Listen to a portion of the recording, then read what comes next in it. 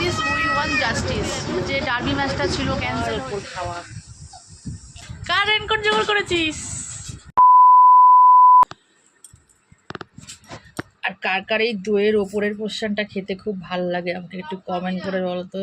ও আমার বোন আগের দিয়েই বলছে সব খাবে না। দারুণ। পাপা এসে গেছে। কার রেনকোট জোগাড় করেছিস? লালির। লালির রেনকোট?